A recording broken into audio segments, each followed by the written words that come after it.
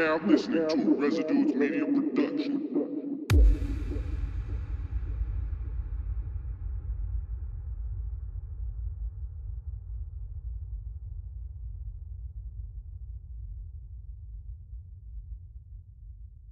Comic Residue.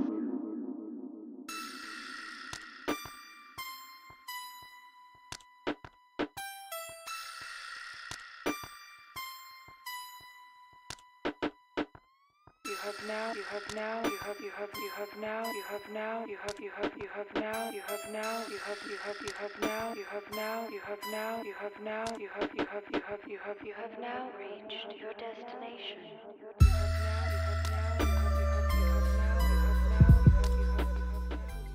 What is up, everybody? Welcome to the Residues podcast. Ooh. Thank you for tapping in today. We're having a good one. Live, baby. Still smoky outside, though. It's worse than ever before, dude. It's awful. It's hell. We have a special guest with us tonight, man. What's going on, guys? I'm glad to be on. We got Martin in the crib, one of the original homies, one of the brothers, one of the Residues. Love having him here. Can you turn my headphones down just a tiny bit? Let's see. Yeah. Yeah? I don't think that's me. There you go. There you go. All right. Perfect. All right, man. Fuck. What are we talking about today? We're talking about the cannabis industry. The mere fact that the three of us, that's how we met. Exactly. Three cannabis bros. Yeah, we all met in a laboratory. Sounds off-putting, but... We met in the laboratory cooking up some crack rock. Exactly. Yeah. Exactly. Indeed. But, yeah. Yep. We're going to try, during this podcast, we're going to try these. We should do this as a podcast thing. Try these lozenges that make your mouth water. Get some ASMR in this bitch. They're meant to make your mouth water. Like, that's all they do. So today we're talking about basically the cannabis industry, 101, basically what to expect. If you got any questions about where the best place to start in the industry is, we could actually start on that now. What do you think the best way to get into the cannabis industry is? What do you think, Martin? Well, I think it depends on the person. Up front, farming is very physically demanding, depending on if you're doing it inside or indoor. So, bud tending is basically just retail up front, meeting and greeting people, selling them products. I think we're talking about is like if you want to be a bud tender, you got to be social. Usually farmers are more less social. It's more about the hard work. You know what I mean? That's true. Yeah, Right. I've seen a lot of places like that. Pretty much, if you want to be a bud tender, you have to be almost like a car salesman. You know what I mean? You got to be able to sell. But not even with the good weed, with the bad weed. Yeah. You have to put a ribbon. You got to lie sometimes, too. You have to put a ribbon around that bag of shit and say, this is beautiful. The brown bag of good deliciousness. Mm-hmm. We got some stories, man. We've all had some pretty crazy paths with the cannabis industry, and we're here to talk about it. Martin was just telling us about, he found, what did you find in your lab just the other day? Let's get some pretext. Oh, wow. Martin works in a distillation lab, and what Martin does is he actually makes marijuana concentrate. Yeah, distillate. Distillate that you use in pens, that you can use it in tinctures, you can eat it, put it up your butt, do whatever you want to do. So what did you do? What did you find today?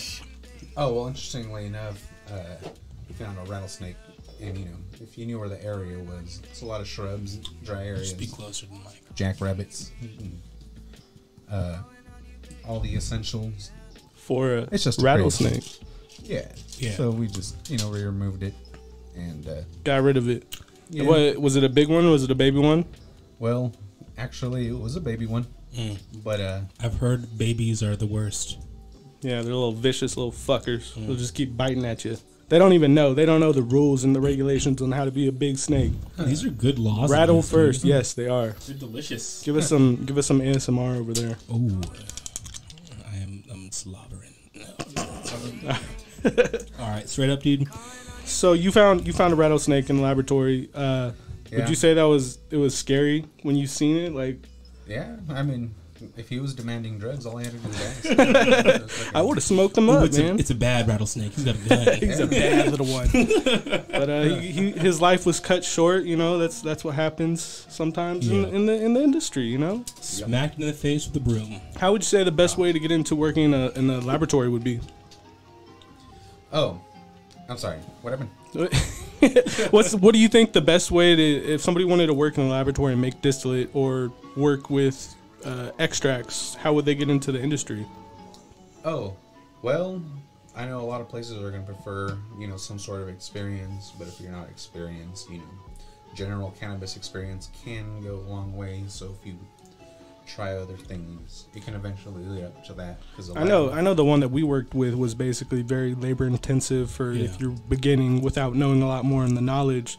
So yeah, basically if you could lift some weed and grind it and follow instructions, you can start, I would say, for sure. Right. Yeah, man. As dangerous as these places can be, they also make it very user friendly. So anybody can just go in there, with some basic knowledge for industrial use kind of like things, like roto evaps and the decarbs, understanding the physics and chemistry behind that, how not to kill yourself around dangerous gases, things like that. But it can be done.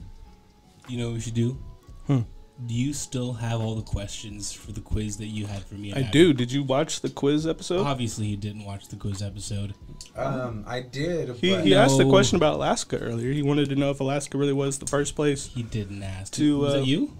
Did you call in? No, he just asked earlier. You were out of the room. He was like, "Is Alaska really the first place?" Because you were listening. You heard you listened to the podcast.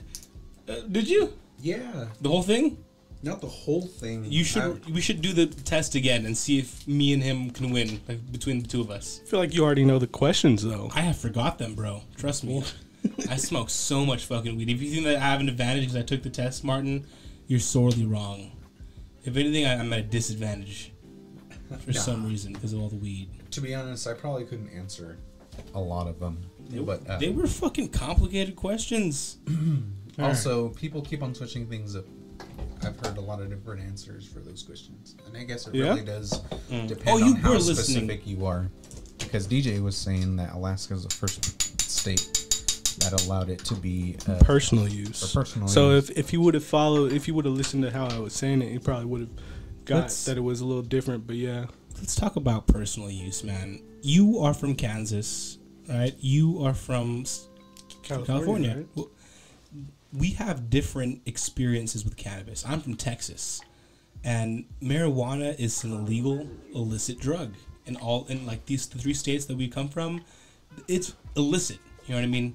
Comparatively, and what do you think? What do you think about that, DJ? The fact that if Martin gets caught with an ounce where he is from, it's a very different story than when you get caught with an ounce. Progressiveness. It's if your state is that progressive, which you had the opportunity to grow up in California, but there's also downsides of growing up in California with wildfires and whatnot. That's totally different off topic. But yeah, it's really about California. They were legal probably around when you were younger and probably really relaxed, but there's still a lot of legal grows going out there. You could probably still see jail time. Oh, yeah. That's the question. That's massive amounts. We're talking about personal use. But personal use, no, it's probably a lot different. Yeah, if you're operating. Like anything, it really depends on how you use it. If you're responsible with it and you don't really get fucked up on it, then that doesn't really give people a reason to think negatively about it. And the thing about the past is that it was, becoming a big thing and, fucking, what I'd like to consider squares would be like, oh, that's not cool, and whatever, they don't understand. They've never done it, so unless people have done it, they can't really say anything for themselves because, I'm the same person I was before that. Just, I went somewhere in my mind, saw things, came back, gave me an experience, and for me, that made it positive, used in the right way. If you're just, doing it to, I don't mind people smoking a lot all the time because, if it helps them in any way that it can, then that's good as long as they're not dependent on it. But then again, it really depends on the personality too. So all in all, it's about how you use it and the law can, I think, in my personal opinion, can be very, strict about that. But I've seen a lot of cops just let people go. I Just haven't. be like, oh, whatever. I've never seen a cop let someone go for marijuana where I'm from. Well, it's because we're dark skinned, man. So, no, that's true. That's very true. Yeah. But sometimes that's true. Sometimes you get a lenient person who knows better, and it doesn't always end up all bad. Sorry that happened for you. It's terrible. And that was in California. Did you ever see jail time for cannabis, Andrew? Yeah, man. How many times? I mean, I never actually been to prison, Right. but I've been to jail twice. For cannabis. Both times for less than 2 grams of cannabis. That's A little under. absolutely terrible. Yeah, man. I can tell you some stories. One of the first times I went to jail for 2 grams of cannabis. You can take that if you want to, bro. But Right. I was sitting next to a crackhead, and he was trying to smack his head against the wall as hard as he could because he was trying to fucking kill himself, bro. And it was a concrete wall, and he was smacking himself and smacking himself. And what is this? What? In jail. In jail? Yeah. So they fucking come up with him and they wrap his head up in a fucking bubble wrap, and they fucking tie his hands like in a fucking crazy person vest because I had a couple laying around. So he's all tied up and he has a bubble wrap and he's like laying He's down. staring you right in your fucking eyes. Yeah, dude. Yeah, and then he licked his lips and he was like, "Come here, big boy," and I was just like, "Daddy." But for real, that's how I met Greg. Just kidding. No, but for real, dude. The second time I got locked up for cannabis, bro. I remember I was sitting in a jail cell next to a fellow Mexican of mine. You know what I mean? I didn't know his name, but we were cool because that's how it is. You know what I mean? And like, he was telling me his life, and he was telling me that they caught him in Mexico. He had stolen 10 Mustangs from a dealership. I was gonna say like horses or No, cars. And they caught him in Mexico. Jeez. And I was being processed and booked in the exact same order and way for 2 grams of weed, where he had stolen 10 fucking cars, and they deported him back to America, whatever the fuck, exported, whatever you want to call it. And he was getting processed with me, a fellow Joe, smoking 2 grams of weed. And it sucks. And the worst part about going to jail for 2 grams of weed is because you tell your story, you listen to Awful stories, night. and you listen to these people's like fucking crazy, driving drunk, car chase, this, that. What were you in for? Weed. 2 grams of weed. And they look at you and they're like, really? And they're like, yeah. So I've received a ticket for 2 ounces of weed. I was never arrested, but I had 2 ounces, and they searched my house, took all my bongs, lost all of that, but Yeah. I didn't actually do any time. But Man. that's fucked up. I think, but Texas is also They don't give a shit they're about you very in jail, strict. bro. No, they don't. It Especially if you're a person of sucks. color. You're sleeping on a toilet paper roll as a fucking pillow, because they don't give a shit, man. They process you when they process you. You know what I mean? Yeah, dude. I don't know. Jail sucks, but it happens. All right, so back into Cannabis 101.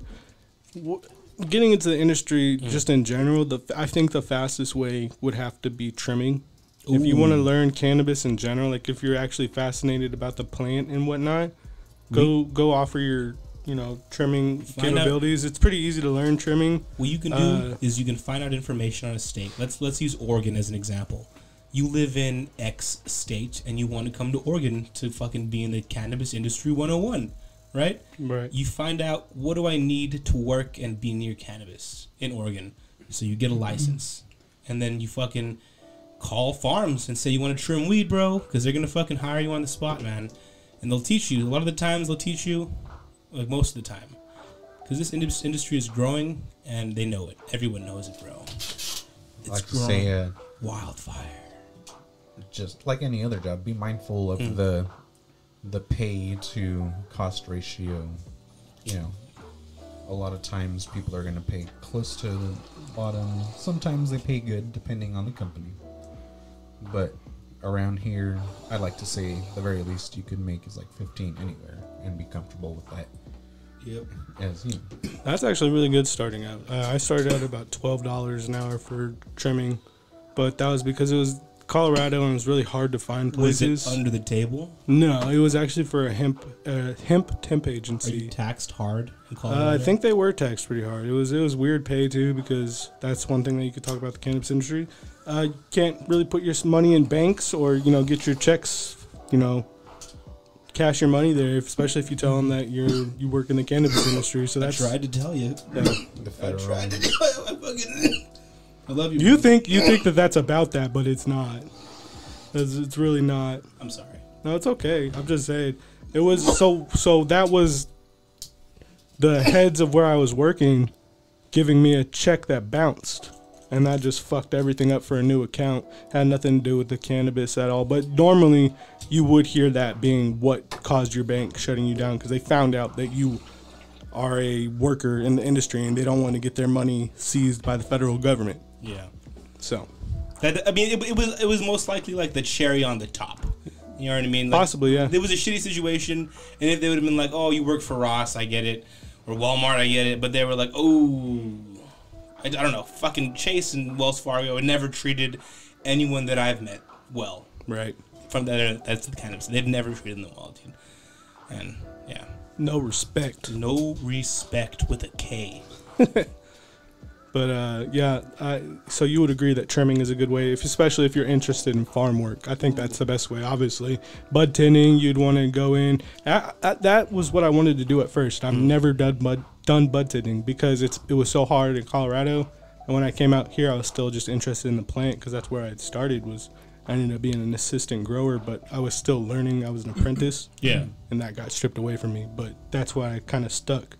Going to the lab was really new for me. So I've done everything but really work as either like a driver, someone who transports, That's a or a fun bud job. tender. I actually applied for that too. To but drive around people's weed. Yeah, and they're like, "Do you have security, history?" And I'm like, "Yeah, but Ooh. not good. Why didn't you call me back?" No. You guys want to hear a scary story? Wait, before I lose train of thought, Okay. I wanted to also point out that if you are considering and you're new to everything, and if you're hearing this and you haven't really done much with the industry except maybe you're consume weed, Yeah. and go to the bud tenders and ask them for weed. Yeah. Try growing your own pot. Ooh. Dry it, grow it, trim it. Look at videos or just have somebody teach you. Because just because you get your cannabis card doesn't mean that you're all ready to go. Yeah. Right. You're gonna need something to have a reference for.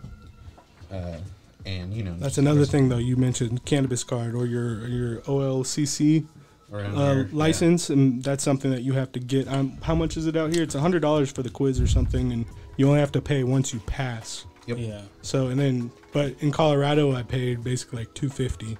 So yeah, it's expensive, and it was only for like half of what Oregon is. They might have changed it by now, but that was also me. Like I think the beginner is like 75 to 100 maybe. Actually, no, I think it was like 150, and I had to pay an extra $250 on top of that to get like a key access, which is basically what you have now. But you don't. There's nothing dividing that in Oregon. It's all just underneath the OLCC license. So. Yeah. Yep. So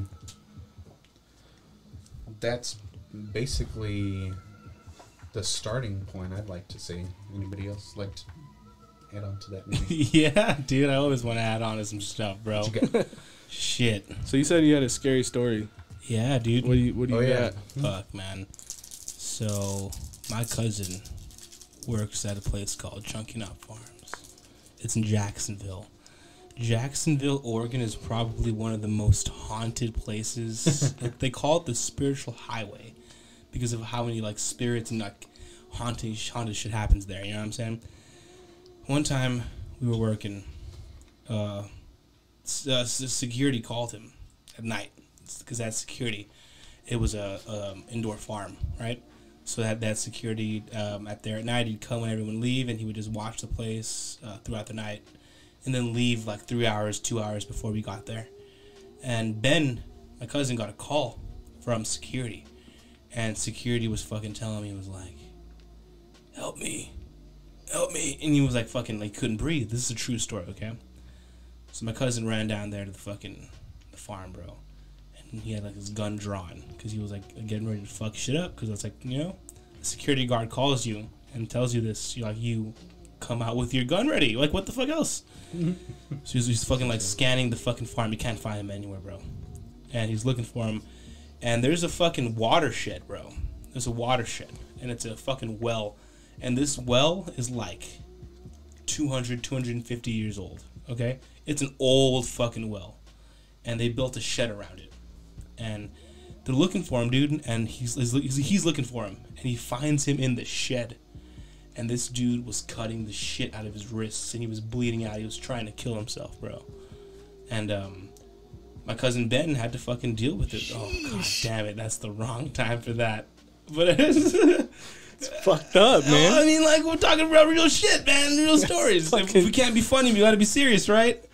So, my cousin had to help him, bro. Had to fucking save him.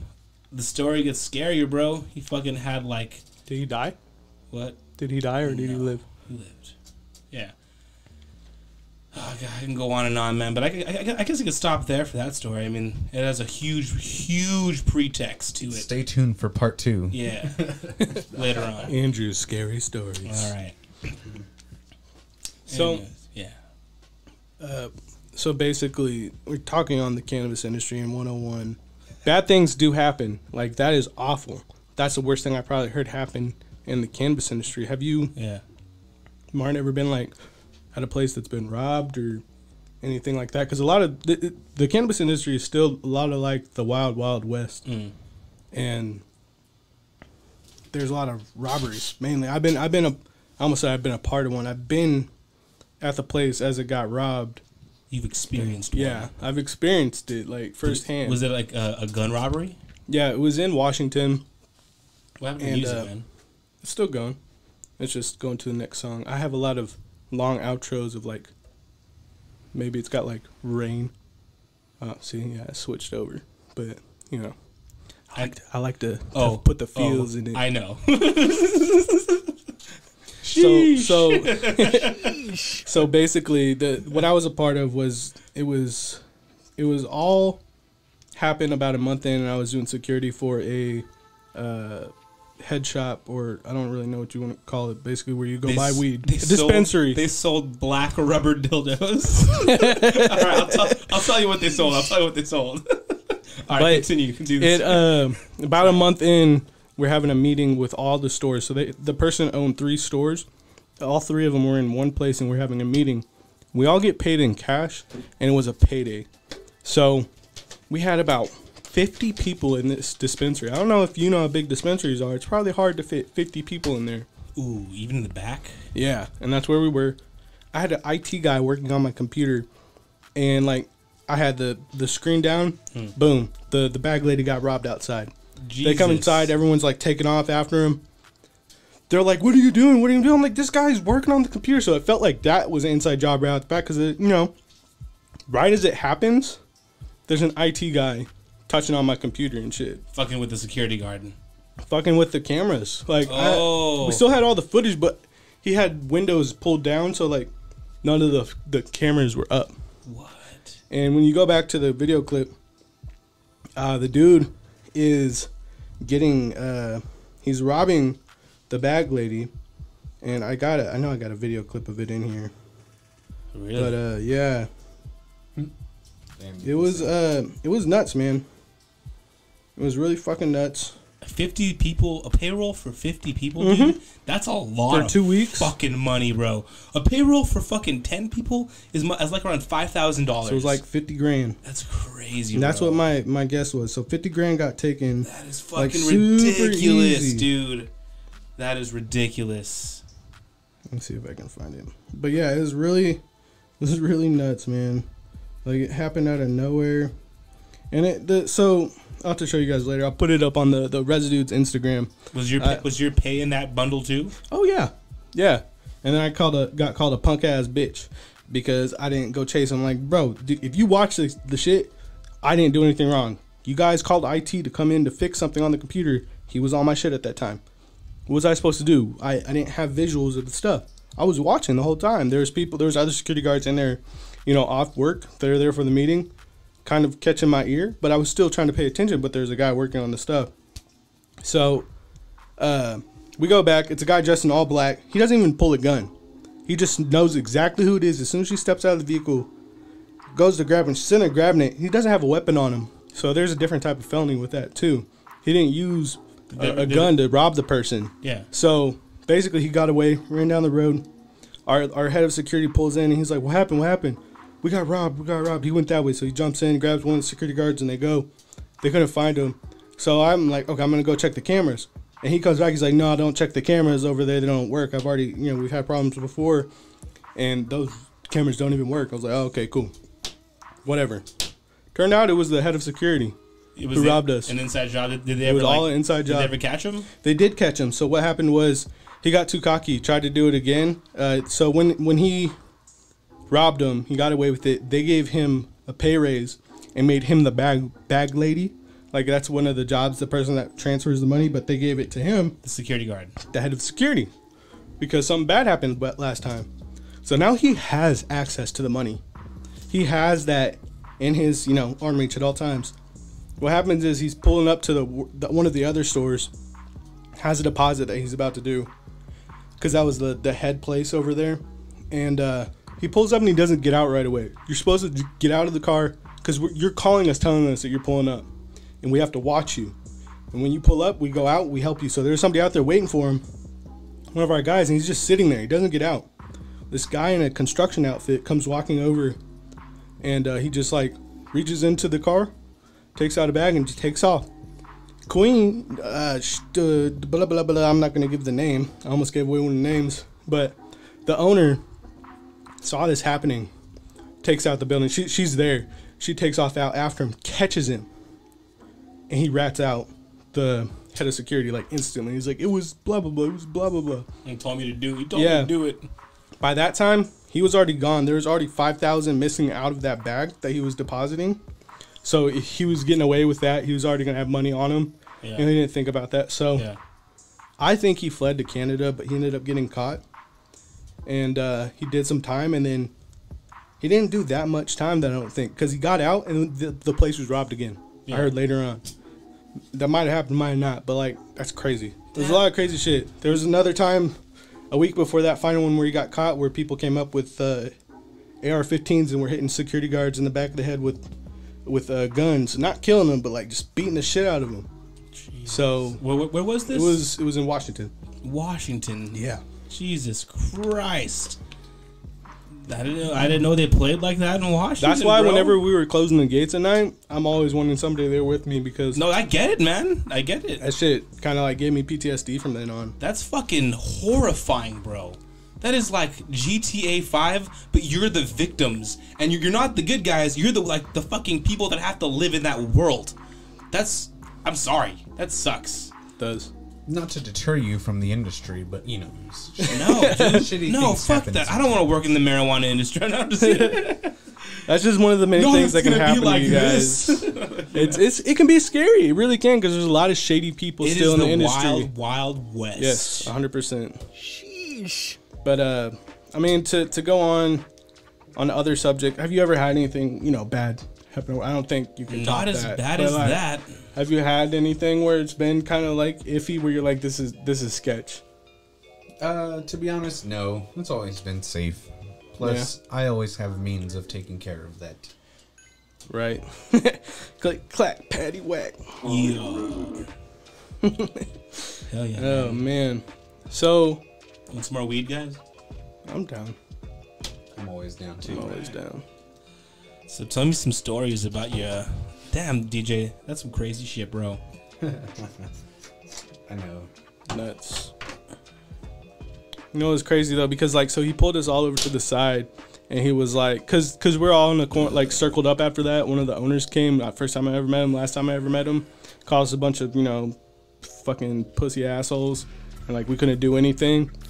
And after he walked away, they're all like, make sure you watch people. If they're coming in with, like, new watches, new shoes, new clothes, like, nice vehicles, like, pay attention to that and report anything. Yeah. I missed all of those signs because dude was showing up with alligator skin shoes, fucking suits just to be a bag person and head of security. You know, looking like somebody's uncle and shit. Purple coats. Yes. Like a pimp king. Yes, bro. I swear. He had this Challenger that he had me back up one day. 3 golden teeth. Like this guy. He had me back his Challenger up one day. There was a bag of money sitting right there, you know? No, I'm just kidding. I've always wanted to turn that story into like a movie. Like that's one of my biggest goals for that. So whoever hears this, if you get to it first, whatever. My idea. Fuck y'all. I said it first. But yeah.